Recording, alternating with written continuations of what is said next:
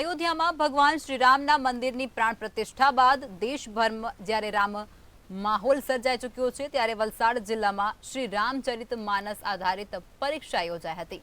રામચરિત માનસ પરિવાર દ્વારા યોજાયેલી આ પરીક્ષામાં વલસાડ જિલ્લાની વિવિધ સ્કૂલોના 7,000થી વધુ વિદ્યાર્થીઓએ ભાગ લીધો હતો. અને આ પરીક્ષામાં ભગવાન શ્રીરામના બાલકાંડ વિશે પ્રશ્નાવલી અપાઈ હતી.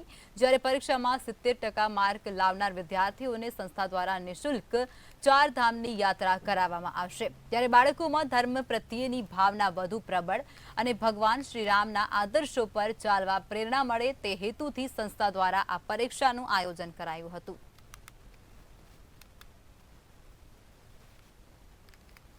શ્રી રામચરિત માનસ પરિવાર વલસાડ ગુજરાત દ્વારા આજરોજ બાલકાંડની પ્રશ્નોત્તરીનું આયોજન કરવામાં આવ્યું.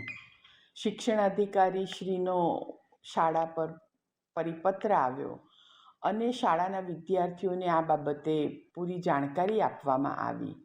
સાથે સાથે એમને સંદર્ભ પુસ્તકોનો અભ્યાસ કરી અને આ પ્રવૃત્તિમાં સરસ રીતે ઇન્વોલ્વ થવા માટેની ભૂમિકા શિક્ષકોએ અદા કરી અને આજે શાળાના 900થી વધારે બાળકો આ પરીક્ષામાં ભાગ લઈ રહ્યા છે.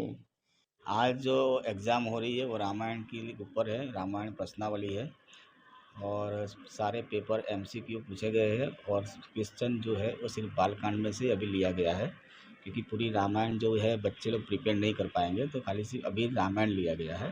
अगले साल जो है बालकांड और अयोध्याकांड दोनों लिया जाएगा और काफ़ी हमको उत्साह है कि इतने बच्चे लोग जो पार्टिसिपेट कर रहे हैं, काफ़ी आनंद की बात है. और आज हमें पता चल रहा है कि आज हर बच्चा भी चाहता है कि हमारे घर में भी रामायण की पुस्तक हो.